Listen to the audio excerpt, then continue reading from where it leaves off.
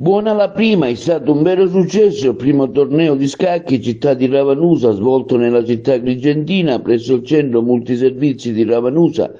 L'evento è stato organizzato dalla ProSport Ravanusa. Il coordinatore della sezione scacchi Gino Nobile e Giancarlo La Greca, presidente della stessa associazione, in collaborazione col comitato provinciale della federazione scacchi Carmelo Sgarito e il comitato regionale della CSI Sicilia con il suo presidente Salvatore Balsano. I partecipanti sono stati più di 50, provenienti dai vari comuni che si sono confrontati a suon di mosse.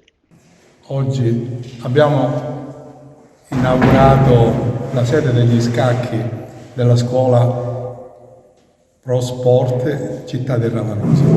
Per la prima volta abbiamo scoperto questa passione da parte di tanti ragazzi che non avevano una sede dove poter giocare e grazie all'ospitalità che ci ha dato il presidente della Pro Sport in questa sede, finalmente abbiamo dato inizio a un nuovo amatissimo sport che è quello degli scacchi. Tanti ragazzi che si trovavano in difficoltà, che non avevano una sede, che giocavano solo col computer, finalmente si stanno guardando in faccia e stanno avendo la possibilità di incontrarsi e di poter giocare in una sede e di potersi soprattutto incontrare per la socializzazione importantissima, ma per dare una possibilità diversa dei bar e dei circoli eccetera ai ragazzi, e quindi ha avuto un grande successo. Sono molto contento, abbiamo avuto una collaborazione enorme di tante scuole.